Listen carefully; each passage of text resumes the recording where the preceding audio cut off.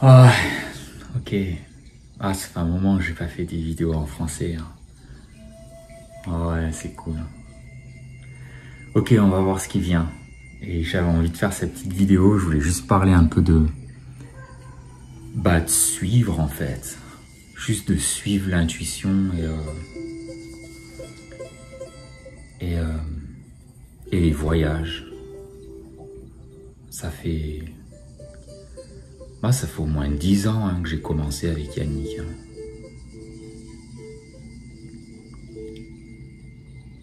10 ans qu'on a un peu tout... qu'on a un peu tout quitté comme ça. Et qu'on s'est dit on voulait vivre une vie différente en fait. On voulait vraiment vivre nos rêves, on voulait vraiment... on voulait vraiment voir si ça fonctionnait en fait. On avait lu pas mal de bouquins, on avait vu des trucs un peu... Tu sais, les motivational speakers et tous les trucs comme ça quoi. Et on s'était juste dit, bah, on va marquer nos objectifs, on va écrire sur une feuille de papier, un calepin. Je me souviens, Yannick, il débarquait avec des vieux calepins pourris qu'il avait achetés. Putain, mais c'était des calepins de Lidl, tu sais, les pauvres calepins comme ça, quoi, avec son pauvre petit stylo. Et moi, j'allais toujours acheter des super calepins de sorcier, là, des trucs avec des reliures et tout, des trucs super bien, tu vois. Et lui, il avait toujours ces petits calepins pourris comme ça. Et on écrivait nos objectifs, tu vois, on écrivait nos rêves, on écrivait ouais, je veux faire ça, un jour j'aimerais avoir ça dans ma vie, ou j'aimerais faire ça, tu vois, on marquait nos trucs, quoi. Et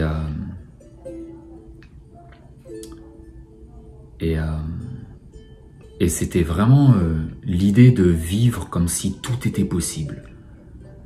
Vraiment l'idée de se dire si tout est possible, si l'argent n'existait pas, en fait. Je me souviens avec Yannick, on disait sans contrainte de temps, d'argent et de pression sociale, qu'est-ce que vous ferez? Tu vois, on disait ça aux gens en fait. On disait à tout le monde, ouais, si l'argent n'existait pas, qu'est-ce que vous faites en fait? Si vous devez mourir là à la fin de la semaine, ou si vous devez mourir là dans 2-3 jours, là, qu'est-ce que vous faites? Qu'est-ce que vous ferez?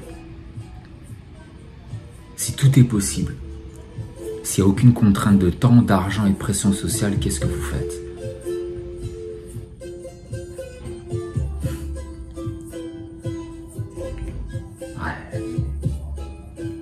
On a marqué de ces trucs, mais... Et au final, ben ouais... Mais regardez où on en est aujourd'hui. Hein. Il n'y a pas à dire. Hein. C'est des tours du monde, c'est des voyages de partout dans le monde, c'est des expériences extraordinaires, c'est vivre nos rêves, quoi. Moi, l'un de mes plus grands rêves, c'était de vivre aux États-Unis et je le vis aujourd'hui. Ça fait 3 ans que je suis là. Je voyage dans tous les États, je découvre des endroits extraordinaires. Un de mes rêves, c'était d'être DJ, de faire de la musique. Aujourd'hui, je joue de la musique au Burning Man, au gros festival, je DJ, Ouais, mais la peur, elle est toujours là. Hein. Et le mental, il est là encore. C'est pas... Mais c'est en moi, c'est différent. C'est en moi, je l'ai en moi aujourd'hui. Et je vois bien en fait, et des fois je me fais avoir. Mais au fond je suis un nomade, hein. Un vrai nomade dans l'âme. Vivre et suivre son cœur, c'est ça vraiment. Le kiff de suivre son cœur, le kiff de pas savoir, c'est l'inconnu en fait, c'est l'inconnu total. Hein. C'est l'inconnu total, c'est... Ouais.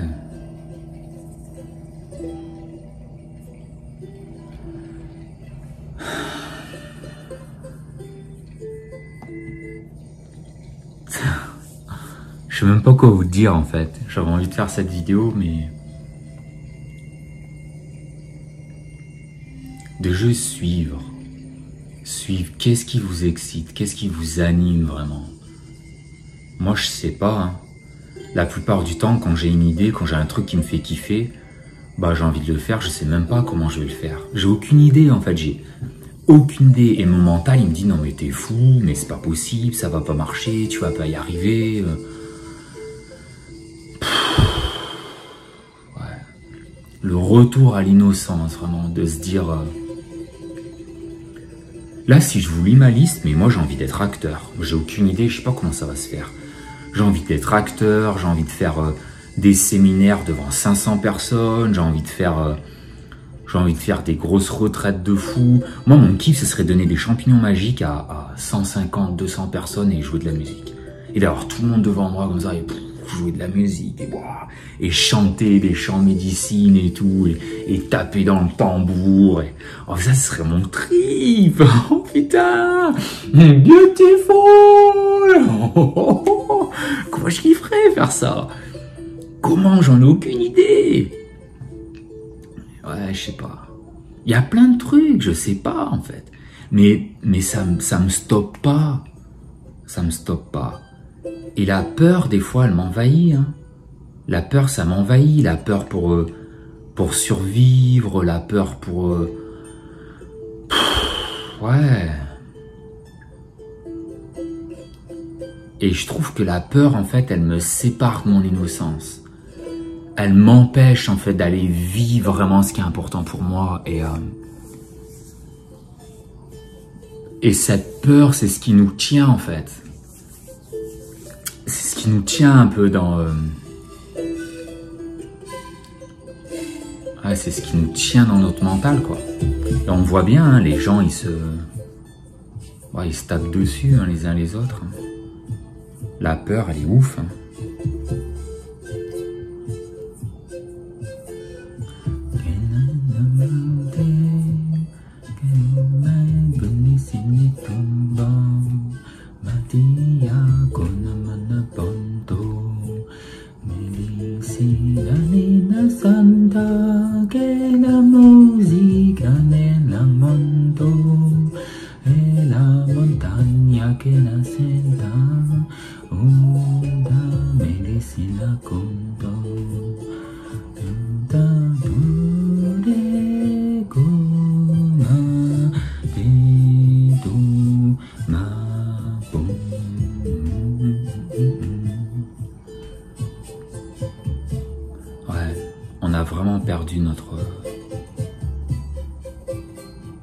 L'humanité a perdu son innocence.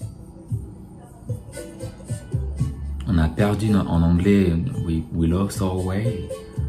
On a perdu notre chemin, on s'est perdu en fait dans ce monde. Avec ces technologies, ce désir d'avoir toujours plus. Ouais, c'est un délire quoi. C'est un délire du mental et on s'est vraiment perdu là-dedans en fait. Au lieu de vivre avec ce qui est simple.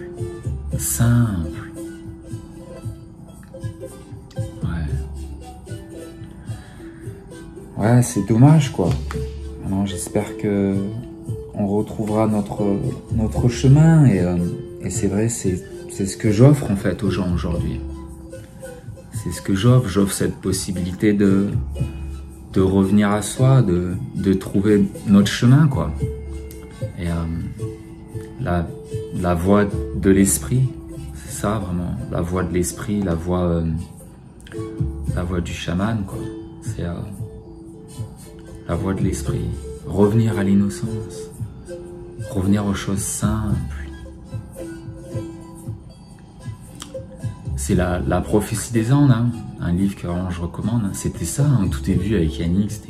Je me souviens, quand on s'est rencontrés au tout début, mais moi j'étais en train de faire de l'escalade, je venais de sortir de l'armée. Tu vois, je sortais de l'armée, putain, je devenais un vrai con. Et un vrai con arrogant, quoi. Je sortais des forces spéciales, ouais. Et j'étais en train de faire de l'escalade à Grenoble. J'étais dans une salle d'escalade avec une amie, Laura, qui m'avait emmené grimper. Et je vois Yannick qui débarque comme ça, je vois un gars, il arrive et tout. Il me dit, ah, c'est toi Ben et tout. Je le regarde, je me dis, t'es qui, tu veux quoi, tu sais. Il me dit, ouais, j'ai entendu parler de ce que tu fais. Tu fais du human design, machin, ça m'intéresse vachement. Moi, je fais le MBTI et tout. Je suis vachement ouvert un peu à ces trucs-là. Et bon, bah, à l'époque, c'est vrai que j'étais un peu con, quoi. Et je dis, bon, bah, tu sais, je m'en fous, vas-y, reviens me parler plus tard, tu sais. Et je sais plus pourquoi, je crois que... Ouais, non, voilà, on se voit plus. Et genre, quelques semaines plus tard, on se revoit sur le campus. Et là, vraiment par hasard, qu'on se recroise sur le campus et tout. Et je lui dis, bah tiens, si tu veux, tu sais, prends mon numéro. Je suis encore quelques jours sur Grenoble et tout. Et éventuellement, on pourrait se voir, quoi. Et là, il prend mon numéro, machin. Et plus rien. Plus rien, une semaine, 2 semaines, je crois, un truc comme ça, plus rien. Et là, tout d'un coup, j'étais sur le campus encore un autre jour. Et parce que j'étais avec ma pote, je crois, un truc comme ça. Et mon téléphone, il sonne dans ma poche. Et je prends comme ça, allô, allô. Et il n'y a rien, rien et tout, personne, tu vois. Et je dis, putain, c'est quoi ce délire? Numéro, je connaissais pas. Je dis, bon, je raccroche et je rappelle. Et je rappelle, et là, je vois Yannick qui décroche. Il fait, ouais, allô, Ben? Je dis, ouais, c'est qui? Bah, c'est Yannick. Je dis, mais tu m'as appelé? Il me dit, bah, non, je crois que non. Je dis, bah, je sais pas, j'ai un appel manqué de toi. Il me dit, ah, bah, je sais pas, mon tactile, le téléphone, il a dû appeler tout seul dans la poche. Bah, ouais. Je dis, bah, tu fais quoi? Il me dit, ah, je suis sur le campus. Je dis, bah, moi aussi. T'es dispo? Il me dit, ouais, tu veux qu'on se voit? Ouais, ok. Et hop, du coup, on se capte sur le campus et tout, on parle. Mais c'était genre, ah ouais, mais non, mais c'était même des mois après. Parce qu'entre-temps, moi, j'étais parti habiter au Maroc et j'étais rentré genre juste 2 semaines en France pour aller faire une quête de vision dans le Pays Basque avec les chamans. Et à l'époque, bah, du coup, j'avais rencontré Manèche et je travaillais avec Manèche. Alors du coup, tu vois, je vois Yannick, on se pose sur un banc, on parle, machin et tout, trop bien, on connecte super bien. Et au bout d'un moment, je dis, ah, au fait, là, jeudi, je crois que c'était lundi ou mardi, un truc comme ça. Je dis, ah, jeudi, là, je pars chez les chamans dans le Pays Basque et tout, je vais faire une quête de vision, tu veux venir? Et là, je vois, il s'ouvre comme ça et tout, le sourire, machin. Ouah, putain, j'aimerais trop, c'est quand? Je dis, bah là, jeudi, je pars, quoi. Il me dit, ah, putain, mais j'ai école et tout, ah, fais chier, putain. Je dis, ben, c'est comme tu veux. Moi, je pars jeudi. Et dans ma tête, je me dis, putain, ce serait bien qu'ils viennent quand même, hein, parce que j'ai pas trop envie d'y aller tout seul, quoi. Et il me dit, bon, attends, écoute, je vais appeler mes parents, je vais leur dire et tout. Vas-y, j'arrête tout, je quitte l'école, j'en ai marre, de toute façon, ça m'énerve. Vas-y, j'appelle mes parents, je leur dis, je quitte et je pars avec toi chez les chamans. Je dis, ouais, non, je veux pas être responsable, je lui dis, c'est pas moi. Hein. Il dit, ouais, t'inquiète. Il prend ce téléphone, il appelle, ouais, non, pas, ben, bon, bah, je pars et tout, je pars chez les chamans. Et là, j'hallucine, je dis, putain, mais il est fou, lui. Et en fait, le lendemain, on fait nos sacs, nos affaires, et le jeudi, on partait, quoi. On partait faire la quête de vision, et là, c'était vraiment le début un peu de tout, quoi, en fait. Et ça, je crois que c'était en septembre, en octobre, un truc comme ça, en 2013. Et moi, ça faisait déjà 1 an que j'avais rencontré Manèche, où j'avais commencé à être avec lui, dans le chamanisme et tout, quoi. Et là, on part à la quête de vision, et ça a vraiment été le début de tout, quoi. Yannick, il me dit, ouais, faut que tu lises ce livre. Il me donne La Voix du magicien de Deepak Chopra. Et là, je commence à lire le bouquin et tout. Ça me secoue, ça me retourne. Et après, j'ai enchaîné, quoi. Guerrier pacifique, Prophétie des Andes et tout. Vraiment les livres de base, quoi. Les vrais livres de base que je recommande à tout le monde, quoi. Et là, c'était le début, hein. On rentre à la quête de vision, après l'ayahuasca, les jours tout seul dans la nature et tout. On était secoués comme pas possible. Et là, je lui dis, ouais, moi, faut que je reparte au Maroc, je travaille et tout, bah, faut que j'y retourne, quoi. Et à cette époque-là, je travaillais comme coach de sport, du coup, dans un centre au Maroc et tout, quoi. Et Yannick, il me dit, ah, il me regardait, il attendait l'invitation. Du coup, il dit, tu veux venir? Il me dit, ah ouais, ce serait bien et tout. Puis hop, on part, on va au Maroc. Et après 1 mois, je crois, on rentre en France. Et là, on se lance dans les conférences, quoi. On se lance à faire des conférences et tout. Et suivre, en fait, c'est ça, c'est juste dire, mais suivre. Suivez vraiment ce qui vous plaît. Vous savez pas, en fait. On sait pas. On sait vraiment pas. Et juste, on suivait le flow, quoi. On suivait, on sait pas où ça nous emmène. On sait jamais. On sait vraiment jamais où ça va nous emmener. C'est suivre le flow, quoi. Et on a suivi le flow. On rentre, on fait des conférences. Putain, je me souviens, première conférence qu'on fait, putain, il y a 3 personnes, quoi. Une nana que je datais à l'époque, quoi. C'était ma nana qui était venue avec sa sœur et une copine, je crois, un truc comme ça. Putain, 3 personnes, quoi. Et moi, ça m'avait plombé. Oh, je m'en souviens. Yannick, il était là, ouais, c'est bien, 3 personnes. Je dis, mais t'es fou, toi, ça me plombait. Et on fait tout. Et après, deuxième conférence, un peu plus de monde. Troisième conférence, plus de monde encore. Et on arrive à un moment donné où il y a 30, 40 personnes dans la salle, quoi. Et là, on fait un carton. Et c'était fluide, je parlais, Yannick, il était calme. Je m'arrêtais de parler, je savais plus quoi dire. Et paf, Yannick, il reprenait le flow, il parlait. Wow, c'était trop bien. Il s'arrêtait, il me regardait. Et paf, je reparlais et tout. Et ça renchaînait. Et c'était vraiment, ouais, c'était puissant, quoi. Le flow, juste de... Ça aussi, c'est un autre truc, de toute façon, que dans les retraites avec nous, quand vous avez, si vous, un jour vous travaillez avec Yannick ou avec moi, c'est quelque chose, on parle beaucoup aussi, cette capacité juste à suivre le flow dans la communication et laisser les gens parler, en fait. Ouais, avant le tour du monde, quoi. Avant qu'Yannick parte au tour du monde. On fait les conférences, on travaille sur... Vraiment, on avait trouvé 4 piliers, quoi. 4 gros piliers. Le premier, c'était un peu qui vous écoutez, en fait. On avait dissocié le mental et l'intuition, quoi. On mettait vraiment qui vous écoutez, votre mental, votre intuition. Et ce qui était vraiment très basé sur l'human design, au final, quoi. Votre autorité intérieure ou les autres, quoi. Voilà. Donc, il y avait vraiment ce premier palier qu'on exposait aux gens, quoi. Les 4 paliers fondamentaux pour vos rêves, quoi. Pour vivre cette vie, quoi, pour d'être bien. Qui vous écoutez, c'était vraiment votre intuition mentale. Le deuxième, je crois que c'était apprendre à se connaître, donc bien se connaître. Et pour ça, on utilisait le human design, la voie de la nature, la voie de l'esprit, le chamanisme, le MBTI, tout. On a utilisé certains outils, quoi, pour vraiment bien apprendre à se connaître. Après, je sais plus ce qu'on avait, ouais. C'était un truc d'écrivez vos rêves ou quelque chose comme ça, et votre environnement, ouais, je sais plus. Et on faisait ces conférences-là, et on avait du monde, quoi. Et ensuite, on est reparti faire une deuxième quête de vision encore. Yannick était parti à Compostelle. Ouais, il était parti marcher à Saint-Jacques.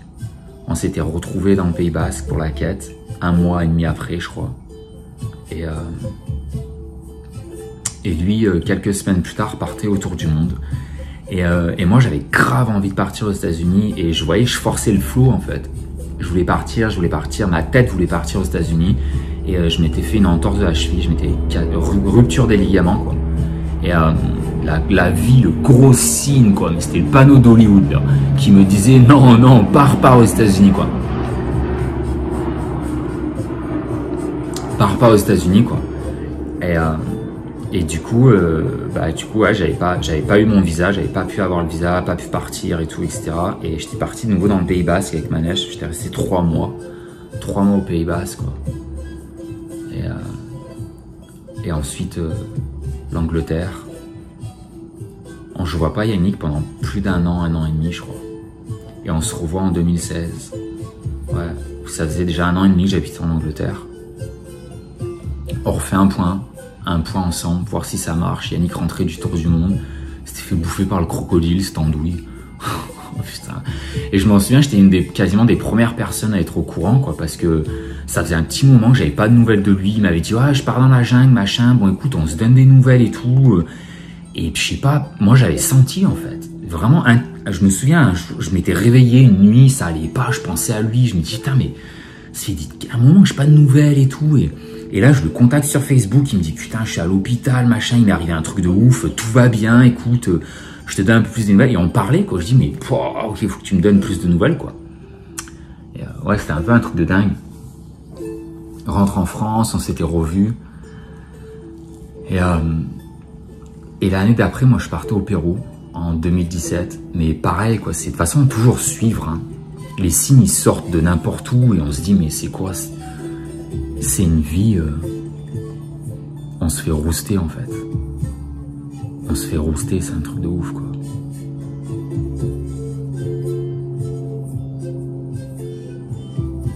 Il n'y a pas de...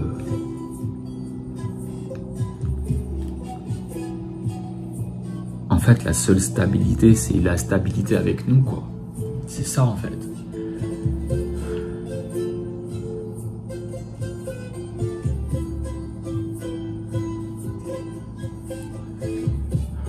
C'est la seule chose qu'on a au final.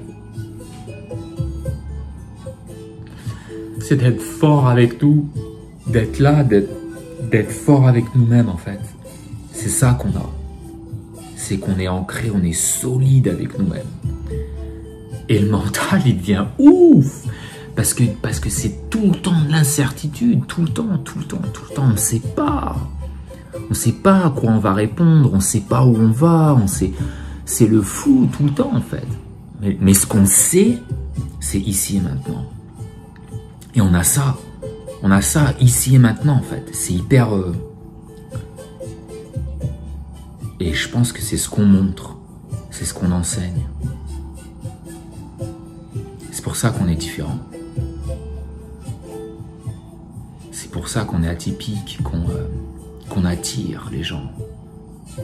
Parce qu'aujourd'hui, l'humanité, elle veut autre chose. On en a marre, cette propagande du manifesteur, cette propagande de... cette vie, en fait, qu'on mène. Il y en a marre. On aspire à autre chose. L'âme, elle aspire à autre chose. Il y a une mutation, on le sent. Il y a un éveil profond qui est en train de se passer. L'humain, il veut se libérer de la peur, il veut se libérer du mental et on cherche, on a été des chercheurs. Et ce qu'on a trouvé, c'est nous. Après 10 ans de chercher, ce que j'ai trouvé, c'est moi en fait. J'ai trouvé Ben, j'ai trouvé moi, j'ai trouvé l'amour en fait en moi. J'ai trouvé ce truc à l'intérieur de moi quoi. Et c'est ça... c'est ça vraiment qu'on trouve quoi, en nous. Et je cherche...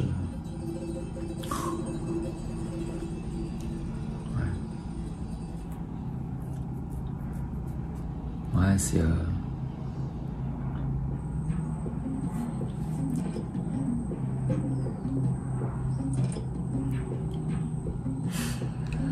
Ah, quoi d'autre? Bon, c'est une longue vidéo. Hein. Si vous êtes encore là, mettez-moi un pouce. Laissez des commentaires. Dites-moi si vous êtes encore là. Putain, 21 minutes quoi. Ah ouais. Oh, j'espère que ça va pas couper. Hein. Ouais, le kiff de suivre votre intuition, de suivre en fait. C'est dur, hein, c'est pas facile parce que vous savez pas, on sait pas où ça nous emmène, on sait pas.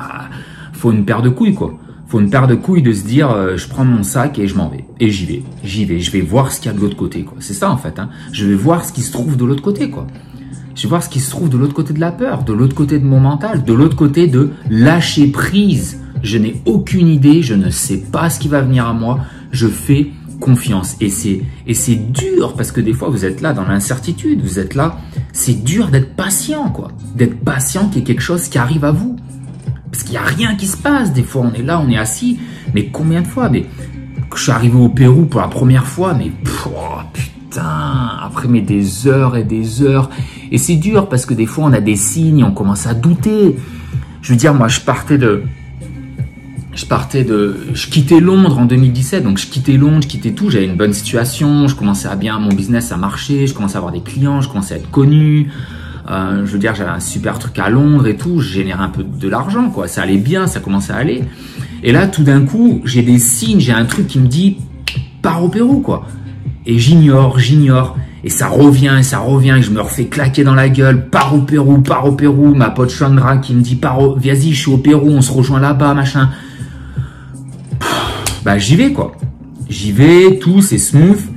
Je crois que je partais de Paris, Paris-Madrid, et là j'arrive à Madrid, je rate ma correspondance pour Madrid-Cusco, Madrid-Lima. Je dis putain, et là les doutes du mental, ah tu vois, t'as raté ta correspondance, et peut-être que tu dois pas y aller, c'est pas correct pour toi, mais des films dans ma tête quoi, c'était Steven Spielberg dans ma tête, je commençais à me faire des movies quoi, et en fait, tu vois, dans ces moments-là, c'est là où il faut que tu sois vachement ancré avec toi-même, quoi. Faut vraiment que tu aies confiance en toi, que tu sois serein, posé. Parce que tu dis, putain, je rate ma correspondance, c'est minuit et demi du soir, peut-être que faut pas que j'y aille, qu'est-ce que je vais faire, pourquoi je vais au Pérou, mais t'es fou, tu connais personne, qu'est-ce que tu vas faire là-bas, tu vois. Bon, finalement, nourri logé par Air France, je reste, ils me payent 3 jours d'hôtel à Madrid, tout frais payé. Je visite Madrid, je me dis bon, un mal pour un bien, ok, je sais pas ce que je sais pas et tout, ça se passe bien. Et là, 3 jours après, vol direct, j'arrive à Lima, Cusco, et j'atterris à Cusco, quoi. Donc au final, ça me prend presque une semaine de voyage, et je suis resté 4 mois, quoi. 4 mois au Pérou, énorme, énorme. Mais il y a des moments, j'étais assis tout seul sur un banc, à Cusco, ou dans les montagnes, à Osengate, et j'étais là, mais qu'est-ce que je fais ici, quoi? Qu'est-ce que je fais de ma vie? Putain, quoi. Mais énorme. Du coup, je donne la retraite. Donc j'avais 4-5 Français qui venaient. J'avais eu un petit groupe au final, c'était super bien. Petit groupe, retraite spirituelle, ça se passe super bien, super retraite. Et je valide encore, voilà, je valide un autre niveau, quoi. Je valide quelque chose. Boum. Les vidéos du kiff que vous pouvez trouver d'ailleurs sur YouTube. Et là, au milieu de nulle part, moi qui aimais tant les États-Unis, un super pote que je sympathise, américain et tout, il me dit écoute, je rentre la semaine prochaine. Si tu veux, tu peux venir avec moi aux US, quoi. Je dis bah ouais, grave. Grave. Je rentre avec lui aux US. 4 mois après le Pérou, boum, du jour au lendemain, je partais aux US, quoi. Et ça avait enchaîné. Hein. 2017, ça a commencé janvier, quoi. En janvier, j'avais une invitation pour partir en Norvège, 2 invitations pour aller au Sénégal. Du coup, j'ai enchaîné, quoi. Norvège, je reviens Sénégal, je vais Berlin, Pérou, Pérou chaud, Pérou avec mon sac, je continue, en fait. Ça s'arrête jamais, en fait. Ça s'arrête vraiment jamais, quoi. Et c'est ça qui est épuisant des fois. Le corps, il en peut plus, quoi. Le mental, des fois, il en peut plus parce qu'il se fait secouer dans tous les sens. Il prend des claques. Ça s'arrête jamais, en fait, quoi. Ouais. Enfin, bref, c'est une longue petite vidéo. Voilà, merci à vous tous si vous avez regardé. C'est cool. Et je vous embrasse fort. Ça fait un petit moment que j'avais pas fait de vidéo en français. Je vais sûrement en refaire. Là, je suis à Santa Monica. Pareil, ça s'arrête pas, quoi. Je viens de passer 4 mois et demi, 5 mois dans ma maison à Malibu, c'était énorme. Mais c'est le moment de partir. Là, je suis chez une amie à Santa Monica, chez elle, où il n'y a pas de hasard, quoi. Je suis là, elle a besoin, donc voilà. Médecine, et je travaille. Et puis semaine prochaine, même des fois dans 3 jours, j'en sais rien où je serai, quoi. Mais grande chance que je remonte au Mont Shasta. 2022 va être l'année, sur à mon avis, des immersions, de l'expérience avec moi. Pour ceux qui veulent faire des retraites, travailler avec moi, je pense que 2022 va être l'année où je vais ouvrir ces retraites, enfin, finalement. Voilà. Ouais. Allez les amis, allez. My beautiful all the time. Moi, bisous. Je vous kiffe. Vous êtes beautiful all the time. Laissez-moi un pouce, commentez, au max vous commentez, ça monte l'algorithme, alors du coup ça fait des vues, quoi. Partagez sur YouTube, ouais. C'est ça, c'est vivre la vie, c'est ce que je vous propose de vivre. Si ça vous intéresse de faire des coachings, des mentoring avec moi, je travaille que individuel ou petit groupe. 3 mois de coaching, c'est niveau 1, niveau 2 et niveau 3, il y a 3 niveaux, donc ça vous fait 9 mois au total. Voilà, vous pouvez me contacter. Je vous mets tous les détails dans la description. Et puis, ouais.